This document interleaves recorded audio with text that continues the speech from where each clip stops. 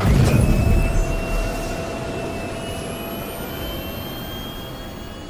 systems online.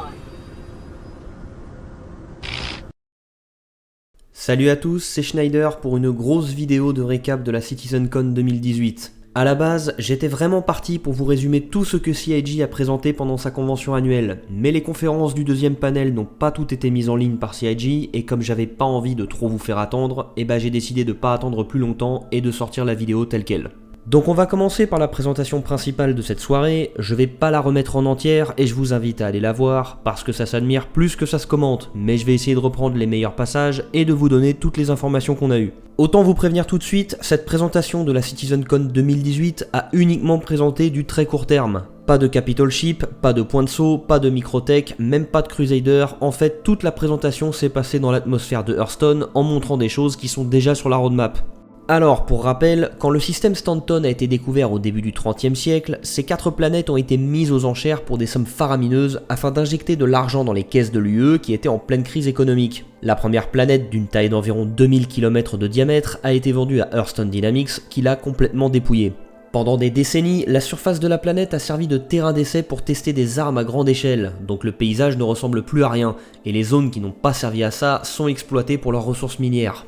À la surface, on ne trouve plus que 6 biomes, si on peut encore appeler ça comme ça. Des déserts arides, des savanes, des déserts acides, des zones complètement minées ou bombardées, des déserts utilisés comme décharge et des océans pollués. Tout ça plus l'exploitation industrielle fait que la qualité de l'air est absolument catastrophique, ce qui condamne les habitants à sortir avec des sacs plastiques sur la tête ou à tousser comme ce pauvre Alain Juppé. Hearthstone Dynamics a également construit la ville de Lorville, qui sert de lieu d'habitation pour les mineurs, ingénieurs et forces de sécurité d'Hearthstone, et plus généralement à tous les employés de toutes les entreprises de la planète qui rendent des comptes à Hearthstone Dynamics. La ville fera 24 km de diamètre et c'est tellement grand qu'elle disposera de son propre système de métro que vous devrez parfois attendre pendant plusieurs minutes. Pour l'instant, il n'y a que 2 lignes, une pour aller vers le spatioport et l'autre pour aller vers les 6 portes d'entrée de la ville. Ils en rajouteront d'autres pour aller vers les quartiers d'habitation et le futur quartier d'affaires. Les quartiers d'habitation auront des tours ayant chacune jusqu'à 100 appartements qui serviront de lieu d'habitation pour les joueurs, qui pourront les entretenir et les personnaliser. Ces quartiers d'habitation auront aussi des hôpitaux où vous réapparaîtrez en cas de mort et où vous vous rendrez si vous avez besoin de soins importants. Ce qui doit arriver souvent vu ce qu'indiquent les panneaux d'affichage de la ville et vu la décélération absolument meurtrière du métro. Au début de la présentation, le joueur s'est rendu dans un bar où on a pu voir l'évolution de l'interaction avec le barman et une première version de la physique des liquides. D'ailleurs, plus tard, on pourra se saouler et finir comme après un bar Citizen. Les PNJ alentours auront évidemment leur routine d'aller-venue et la possibilité d'accomplir les mêmes actions que les joueurs. La présentation suivait le déroulement d'une mission donnée aux joueurs par Clovis Darnelly, un nouveau PNJ qui était prévu pour la 3.3. L'objectif était de récupérer une carte dans l'épave d'un satellite qui s'est écrasé à la surface d'Hearthstone. On a ensuite pu voir une session de FOIP quand un autre joueur a été appelé en renfort pour la mission. Chris et Todd Papy ont avancé que si ça rendait aussi mal, c'est parce que l'autre joueur avait des lunettes et que sa caméra n'était pas du tout calibrée pour ça. Le joueur s'est ensuite rendu chez Tammany & Sons pour s'équiper avant de partir en mission. Il a acheté l'armure Virgile, mais surtout un pistolet multifonction qui servira plus tard pour le minage. Après ça, le joueur a pris le métro pour se rendre au spatioport de Lorville. Les checkpoints de sécurité par lesquels le joueur passe pendant la présentation ne sont pas encore fonctionnels, mais ils le seront plus tard. Il y aura bien sûr des passages secrets pour éviter ces checkpoints et pour faire rentrer des marchandises illégales dans la ville. Dans le spatioport, vous pourrez faire apparaître vos vaisseaux, louer des vaisseaux, et c'est ici que les PNJ iront pour voyager entre les systèmes quand ça sera possible. Ensuite, le joueur a fait apparaître la nouvelle version du Mustang dans un hangar gigantesque qui est quand même le plus petit modèle de hangar du spatioport. Les hangars commencent à avoir quelques PNJ pour la forme, mais plus tard, on les verra réellement travailler. Tout le volume en dessous des panneaux indiquant la présence du spatioport sera apparemment une zone de vol restreinte où on ne pourra pas circuler librement sans être rappelé à l'ordre. Le site du crash étant situé dans un biome savane, on a pu voir une première démonstration in-game de cet environnement. Ils ajouteront plus tard des effets météo sur ce biome et des animaux sauvages encore plus tard. Une fois arrivé sur le site du crash, Todd Papy nous a appris que les incendies diminueront la quantité de dioxygène dans l'air ambiant, ce qui vous empoisonnera petit à petit et c'est le même système qui servira plus tard pour les radiations. Le joueur s'est aperçu après avoir un peu galéré que la carte recherchée était manquante. C'est un embranchement de mission qui pourra se produire si le jeu a décidé que des PNJ auraient l'objet recherché ou si plusieurs joueurs concurrents devaient se retrouver sur la même mission. C'est ce qui s'est passé et le joueur a été récupéré par 2 autres joueurs à bord d'un nouveau vaisseau, le Anvil Valkyrie, dont je reparlerai un peu plus tard. Je vous invite vraiment à aller voir la présentation car à partir de là, c'était cool à regarder, mais la seule chose qu'on a appris, c'est que les mécaniques de mise à terre sont développées, mais qu'elles nécessitent encore des phases de test. Enfin, une fois que le joueur est revenu à leur ville pour rapporter l'objet de la mission, Chris Roberts a parlé de la possibilité de louer des vaisseaux dans la 3.3. Il y aura plusieurs enseignes qui proposeront chacune certains vaisseaux, comme ce magasin qui s'appelle New Deal. Ce qu'on a vu ensuite a confirmé que c'était déjà techniquement réalisable, mais humainement beaucoup moins. À peu près 100 000 crédits Alpha UEC pour un Mustang, 220 900 pour la variante luxueuse de l'Aurora, 616 000 pour un 85X, 1 620 750 pour un Prospector et 21 429 600 pour un Hammerhead. C'est pas des chiffres définitifs, ils sont régulièrement réajustés car l'économie générale du jeu est loin d'être finie, mais si les missions similaires à celles qu'on a vues au début de la présentation ne rapportent que 4000 crédits, de 1 on va tous farmer, de 2 on va tous prendre des assurances pour nos vaisseaux, et de 3 on va tous en prendre sacrément soin. On passe maintenant aux nouveaux vaisseaux qui ont été présentés pendant cette convention et on commence par le Kraken de Drake. En décembre 2017, CIG a organisé un sondage pour nous permettre de voter pour le prochain vaisseau de cette entreprise, et le Kraken était arrivé en deuxième place derrière le Vulture. Celui-ci étant commencé depuis quelques mois, c'est donc au tour du Kraken d'entrer dans le pipeline de production. Pour rappel, le sondage de décembre dernier décrivait le Kraken comme la solution de Drake en matière de capital ship capable de servir de base mobile pour des vaisseaux de taille moyenne.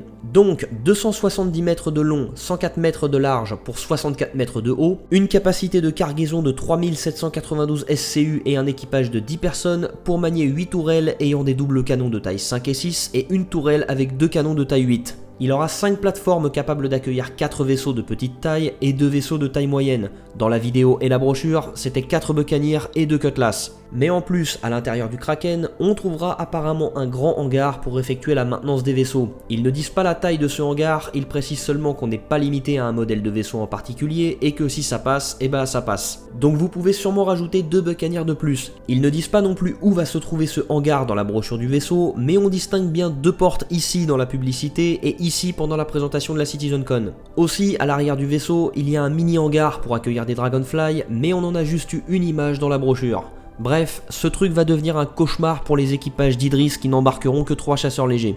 Notons quand même un point intéressant, l'amarrage de vaisseaux spatiaux dans Star Citizen est plus trop discuté depuis un moment tant ça doit représenter un défi technique important. Pourtant sur la brochure du Kraken, on voit qu'il y a des sas d'amarrage à l'avant, donc l'idée est pas encore abandonnée. Parlons maintenant du second vaisseau présenté durant cette CitizenCon, le Valkyrie. Anvil n'avait pas de vaisseau de débarquement de troupes et c'est maintenant chose faite. 38 mètres de long, 28 mètres de large, 10 mètres de haut et 4 réacteurs à poussée verticale. Un pilote et 4 artilleurs pour commander une tourelle frontale avec 2 canons de taille 2, 2 tourelles télécommandées de taille 3, 2 tourelles manuelles avec 2 canons de taille 3 et 2 canons de taille 1 sur les portes latérales. Le rôle du vaisseau étant le débarquement de troupes, on trouvera 2 pièces regroupant 20 sièges pour transporter des soldats. Ces 2 pièces donneront sur une soute où on pourra stocker un rover ou un cyclone.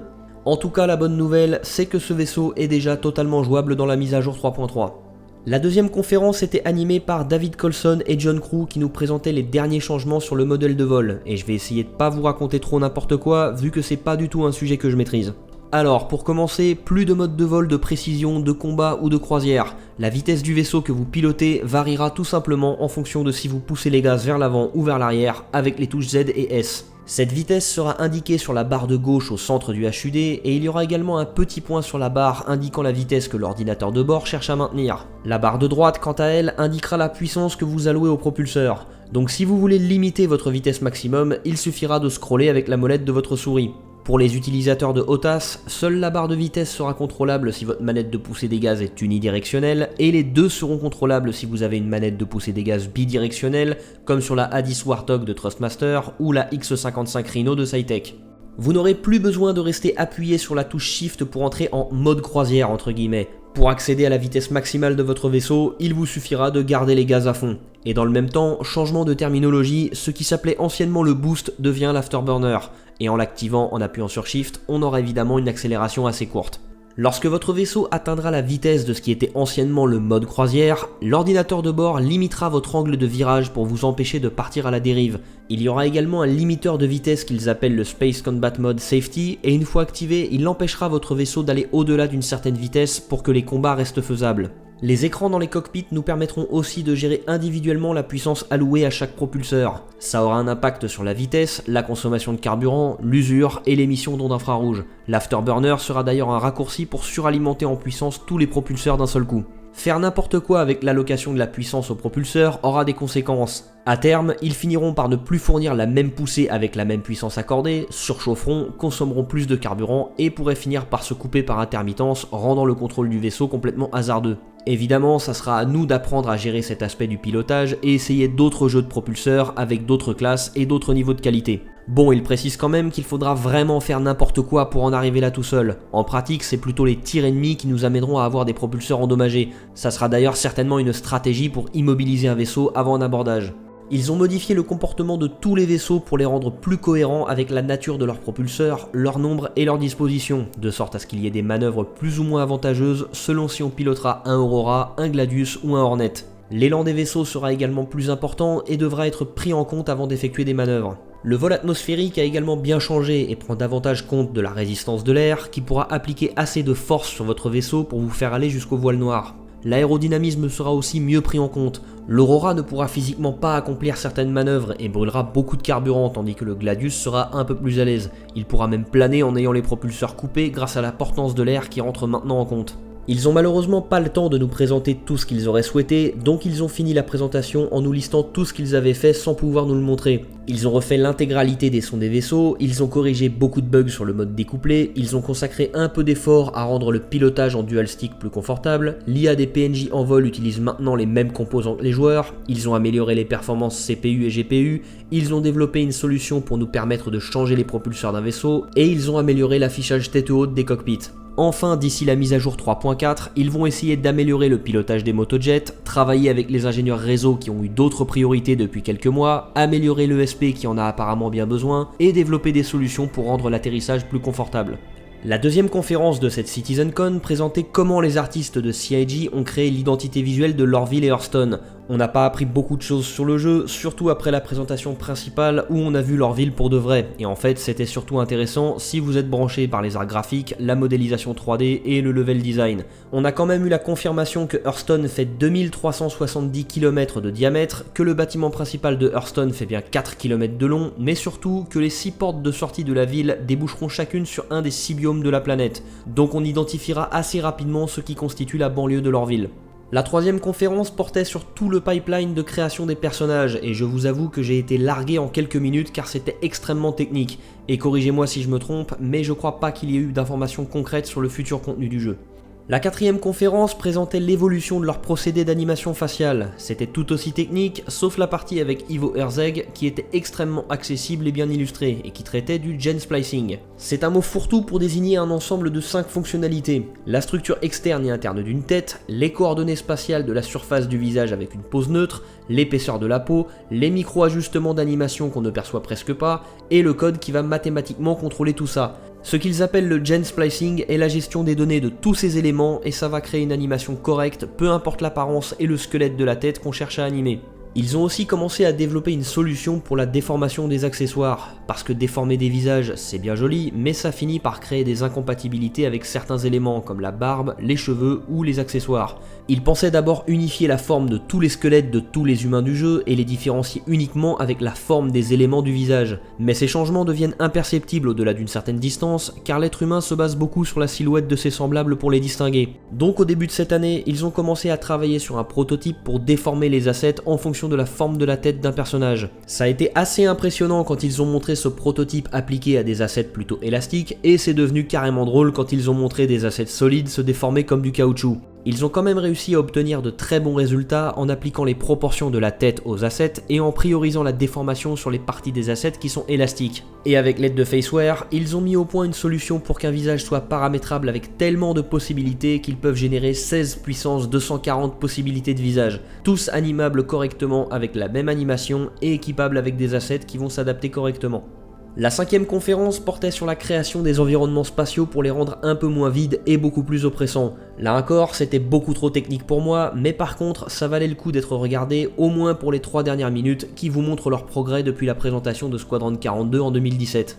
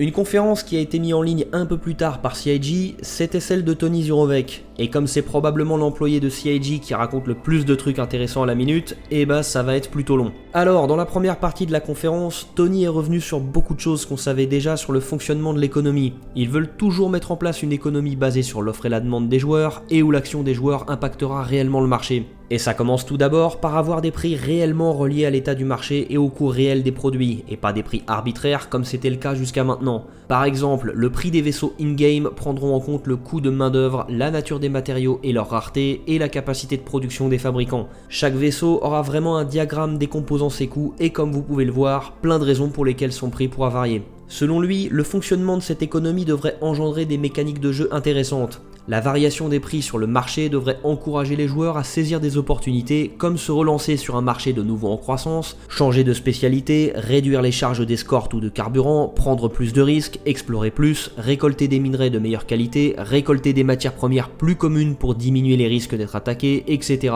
Ça amènera aussi les joueurs à spéculer, libre à vous de stocker des marchandises rares en pariant sur une hausse des prix, mais ça vous coûtera de l'argent et vos stocks seront peut-être volés par d'autres joueurs. Dans la seconde partie, Tony Zurovec a abordé la question des PNJ, et je vous avoue que j'ai pas tout bien compris. Mais en gros, on pourra distinguer 3 types de PNJ. Tout d'abord, les PNJ dits réels, c'est ceux que vous croiserez partout et qui auront une présence bien physique. Ensuite, on aura les PNJ générés, c'est ceux que le jeu créera dans un but à un moment et à un endroit précis. Par exemple, si personne ne répond à votre appel de détresse ou si le marché de la chasse à la prime est un peu trop calme dans un certain secteur, le jeu générera des PNJ répondant à ces besoins pour que les joueurs puissent continuer à mener leurs activités. Et enfin, on aura les PNJ virtuels, des PNJ qui n'auront pas de présence physique et dont le jeu simulera les actions pour que l'économie soit impactée comme si des millions de PNJ travaillaient réellement. Tony a ensuite parlé brièvement des missions. Elles sont toujours statiques et ils n'ont toujours pas de moyens pour faire varier leur quantité, leur lieu d'apparition et leur attribuer une récompense cohérente avec le reste de l'économie. D'ici l'année prochaine, ils devraient être capables de faire apparaître des missions plus cohérentes avec l'état de l'économie et avec leur environnement d'apparition. C'est aussi ce système de missions dynamique qui générera des PNJ pour peupler les zones de l'espace que vous visiterez au cours des missions, comme par exemple des mineurs, des transporteurs ou des pirates. Tony Zurovec a ensuite parlé du fonctionnement de l'UE sur le plan juridique. Voyez l'UE comme une fédération d'États ayant chacun leur loi étendant la loi de la fédération. Pour un crime précis, la loi de la fédération énoncera une peine qui sera peut-être plus lourde dans un système et qui sera peut-être encore plus lourde sur une planète de ce système. Les crimes et les délits punis par la loi seront entre autres les suivants: le meurtre, le minage sur un terrain possédé par un autre joueur, le transport de marchandises illégales, le transport de marchandises dissimulées, la falsification d'identité et l'interdiction quantique. En cas de meurtre, la peine sera peut-être réduite si celui-ci est un dommage collatéral commis par un chasseur de primes en mission. Pour toutes ces fautes, les peines encourues pourront aller de la simple amende à la prime, à la peine de prison ou même au bannissement de certaines zones. Concernant les peines de prison, leur durée sera certainement en temps réel. La principale problématique sur ce sujet sera comment faire en sorte que la peine de prison soit contraignante sans pour autant que ça devienne une phase de non-jeu. Au-delà du travail manuel ennuyeux qu'on pourra accomplir pour accélérer sa libération, on pourra aussi payer pour ça, et ils songent à mettre des points d'intérêt exclusifs à la prison, comme des PNJ donnant des missions, ou des gangs avec qui se lier pour se voir offrir des opportunités après sa libération. Tony pense que tout ça ne sera peut-être pas nécessaire, puisque selon lui, les joueurs méritant d'aller en prison ne seront pas si nombreux que ça. Les rires du public lui donnent malheureusement tort. Il a ensuite parlé des mécaniques de scan. Après vous avoir scanné, un membre des forces de sécurité de la juridiction où vous vous trouverez pourra consulter la base de données criminelle de sa juridiction et vous poursuivre s'il découvre qu'une prime est sur votre tête. Scanner un vaisseau ou un joueur pour connaître son identité sera parfaitement légal. Un scan plus approfondi pour détecter le contenu d'un vaisseau sera légal seulement pour les forces de l'ordre. Enfin, détecter des marchandises cachées sera beaucoup plus long et demandera d'effectuer une procédure un peu plus compliquée. En tout cas, si vous vous faites repérer, sachez que le système de poursuite sera inspiré de GTA. Beaucoup plus de forces de police apparaîtront près de vous et leur nombre variera en fonction de vos crimes supplémentaires et de votre capacité à fuir. Il prévoit évidemment de mettre en place des dispositifs de verrouillage de vaisseaux qui seront piratables ou qui ne pourront être déverrouillés qu'avec une clé physique. Bien sûr, se déplacer avec un vaisseau volé dans l'espace de l'UE sera plutôt compliqué. Vous ne pourrez pas faire de demande d'atterrissage et les stations d'essence et de réparation refuseront de vous servir. Vous devrez donc vous réfugier dans un système pirate où la vie sera plus chère et plus risquée. Tony a ensuite parlé du métier de chasseur de primes. Chaque juridiction de l'UE aura sa guilde de chasseurs de primes. Ça coûtera de l'argent d'y adhérer et il faudra sûrement maintenir un certain niveau de réputation pour y rester. Mais vous aurez accès à la base de données criminelles de cette juridiction depuis votre Mobiglass, qui sera mise à jour en temps réel avec les dernières infos sur les criminels. Vous n'aurez pas non plus besoin de manuellement accepter des contrats et vous pourrez vous rendre aux dernières positions connues des criminels depuis la Star Map. Une fois sur place, vous pourrez peut-être retrouver votre proie en parlant à certaines personnes et en suivant les traces de sauts quantiques laissés par les vaisseaux. Pour ça dépendra de la qualité de votre scanner, de votre talent et de la qualité du moteur de saut quantique du vaisseau poursuivi.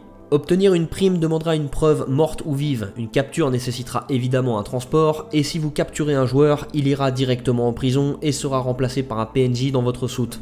Vous pourrez falsifier votre identité avec des kits vendus au marché noir. Ça sera évidemment illégal et votre capacité à flouer les scanners dépendra de leur qualité et de la qualité de votre kit de falsification. Vous pourrez aussi vous rendre compte que votre nouvelle identité est repérée si les gens dans les villes commencent à agir de façon suspicieuse avec vous. Tony Zurovec a ensuite parlé du ferraillage d'épave. Ça consistera évidemment à envoyer une carcasse dans un broyeur, mais avant ça, il faudra extraire manuellement les composants récupérables et les données des supports de stockage qui demanderont peut-être en plus un décryptage. Enfin, la conférence s'est terminée sur les mécaniques d'exploration. On pourra scanner des champs d'astéroïdes, des épaves, des parcelles de terrain, des comètes, la flore, la faune, découvrir des trous de verre permettant de voyager au sein d'un système, des bases de pirates, des geysers, des nébuleuses et sûrement encore un tas d'autres choses.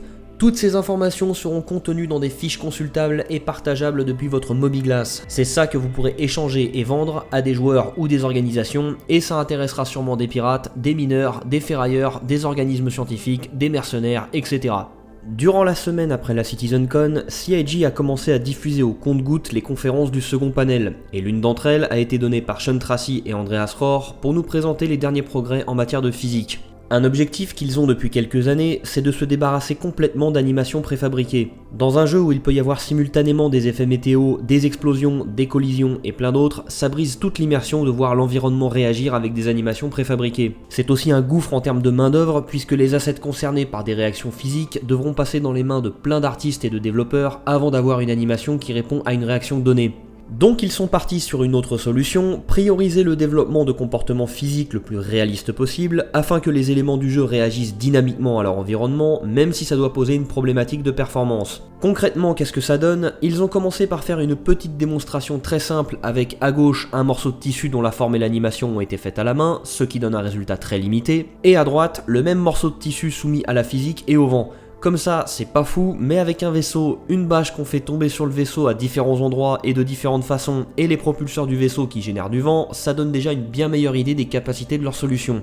Et en pratique, son application la plus courante et visible se verra sur les vêtements des personnages.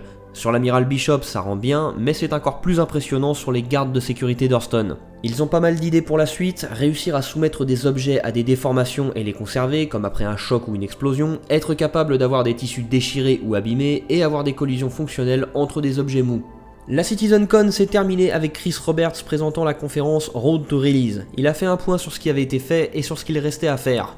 Après l'Object Container Streaming et la location de vaisseaux, la prochaine grosse étape pour Star Citizen sera la concrétisation des organisations dans le jeu. On aura un outil en jeu et sur le web pour gérer des missions au sein d'une organisation, assigner des rôles, répartir les coûts et les gains, définir des sous-groupes, etc. Ensuite, leur objectif suivant sera la persistance totale. Vous quittez une zone en y laissant des biens quelque part dans l'univers, et lorsque vous y revenez, les serveurs auront mémorisé absolument tout et vous retrouverez tout comme vous l'avez laissé jusqu'au moindre objet jeté par terre. C'est ce qui permettra notamment de laisser votre vaisseau endommagé dans l'espace et venir le récupérer plusieurs heures après avec de quoi le réparer. C'est aussi grâce à ça que les équipements du jeu pourront enfin s'user sur le long terme. Enfin, le dernier jalon majeur de l'alpha sera le server meshing. C'est ce qui permettra en théorie de ne pas avoir d'instance et d'avoir toute la communauté sur un seul et même terrain de jeu avec des serveurs qui se répartiront la charge en fonction des zones où il y aura de l'affluence. À partir de là, ils arrêteront totalement de réinitialiser les données sur les serveurs et ils commenceront à envisager de définir une de leurs prochaines mises à jour comme la 1.0. Évidemment, avant ça et après ça, il y aura constamment des mises à jour trimestrielles pour nous livrer tout le contenu prévu pour le jeu, vaisseaux, races aliens, systèmes planétaires, etc. En tout cas, beaucoup plus près de nous, c'est-à-dire à la sortie live de la 3.3, ils publieront une page web sur leur site où on pourra comparer les performances du jeu sur notre machine et sur celles des autres joueurs. Ça permettra d'avoir une bonne idée de l'évolution de l'optimisation du jeu et de la configuration matérielle idéale. Chris Roberts a fini sa présentation en parlant de Squadron 42 et on n'a eu que 2 nouvelles informations mais qui étaient très importantes. L'Object Container Streaming était le dernier gros point bloquant qui leur restait pour Squadron 42. Une fois celui-ci finalisé, ça sera plus que de la production de contenu. Et du coup, la roadmap de Squadron 42 sera dévoilée en décembre 2018. Petit rappel concernant cette roadmap, Chris Roberts a dit dans un Reverse the Verse il y a quelques semaines que la décision de publier cette roadmap ne dépendrait pas de lui mais d'autres responsables au sein de CIG qui sont plus proches du développement de Squadron 42 et qui ont un peu moins d'optimisme que lui. Si cette roadmap va enfin être dévoilée, c'est que ces personnes-là, plus prudentes, pragmatiques et réalistes que Chris Roberts, ont donné leur accord, et ça c'est forcément bon signe. Je ne vais pas vous remettre le trailer de Squadron 42 en entier, sachant que vous l'avez sûrement déjà vu quelques fois. Par contre, vous êtes peut-être passé à côté d'une petite anecdote. Mark Hamill et Henry Cavill ont tous les deux partagé ce trailer sur leur compte Twitter et Instagram. Et parmi leurs abonnés qui ont vu le trailer, il y en a quand même quelques-uns qui ont pensé que c'était un film. Ces réactions sont quand même assez révélatrices de ce qui va et de ce qui ne va pas chez CIG. D'un côté, les ingénieurs en charge de l'aspect technique de Star Citizen font un travail tellement pas croyable que quand le public le voit, il pense ou bien que c'est pas un jeu vidéo, ou bien que c'est un jeu vidéo, mais que ce qui est montré est monté de toutes pièces tellement c'est pas possible que ça puisse avoir été fait pour de vrai. Et de l'autre côté, les responsables du marketing et de la communication font tellement de boulettes que le projet se paye une image qui n'est pas représentative de la réalité. Je vais clôturer cette vidéo par un commentaire un peu plus personnel. Le samedi après la CitizenCon, j'étais à la Paris-Verse à l'école Georges Méliès et j'ai pu rencontrer Brian Chambers, le directeur de Foundry 42 Francfort. Derkomaï et moi, on l'a coincé pas du tout subtilement près des bornes d'arcade de Wing Commander, histoire qu'il puisse pas s'échapper sans répondre à nos questions. Alors qu'est-ce qu'on a appris de la part du monsieur? Tout d'abord, c'est extrêmement cool de travailler avec Chris Roberts. Oui, il est exigeant et il demande souvent des choses qui paraissent infaisables, mais il laisse aussi beaucoup de temps et de liberté à ses ingénieurs pour effectuer toute la recherche et le développement nécessaires à la découverte de solutions qui répondent à ses attentes. Par exemple, le système d'animation unifié pour qu'on ait les mêmes animations à la première et troisième personne, c'était une idée de Chris Roberts. Quand Ivo Herzeg, l'ingénieur en chef en charge des animations, a entendu ça, il a été voir Brian Chambers pour gueuler et dire que c'était complètement démentiel de vouloir tenter ça, sauf qu'ils lui ont laissé autant de temps que nécessaire pour trouver une solution et ça a payé. À la question comment est-ce qu'il voit Star Citizen dans 5 à 10 ans, Chambers répond toujours en développement, car selon lui, il y aura toujours des choses à rajouter, que ce soit des aliens, des vaisseaux, des planètes, des armes, des écosystèmes, etc. Je ne me souviens plus de la question exacte de Derkomaï, mais Chambers l'a confirmé, maintenant que les fondations et les outils ont été créés, le développement va s'accélérer et on va pouvoir le constater. Enfin, qu'est-ce qu'il a à répondre aux gens qui prétendent que CIG ne peut pas réussir à faire Star Citizen? Il a répondu en rigolant avec une totale assurance qu'ils peuvent y arriver et qu'ils vont y arriver. Partir sur le CryEngine et le convertir en 64 bits pour avoir des maps plus grandes, avoir des grilles physiques dans les vaisseaux, des animations unifiées à la première et troisième personne avec une stabilisation de la vue, des planètes de milliers de kilomètres de diamètre totalement visitables sans temps de chargement et recouvertes de bâtiments. Chaque fois qu'ils ont eu un défi technique qui leur a donné du fil à retordre et que tout le monde pensait insurmontable, ils y sont arrivés, donc ils sont très confiants. Enfin, je terminerai cette vidéo en saluant chaleureusement Derkomaï, Lomelinde de la Strat Team, Snakem de Star Pirate News, Rusty de la N7 et Jormungand des Légions d'Asgard. Ça a été super cool de vous parler en vrai à la Paris-Verse. C'est la fin de cette vidéo, beaucoup plus longue que d'habitude, et vu le temps qu'elle m'a pris, j'espère vraiment qu'elle vous a plu. Il y aura malheureusement pas de récap cette semaine, donc je vous dis à dimanche prochain, et d'ici là portez-vous bien citoyens.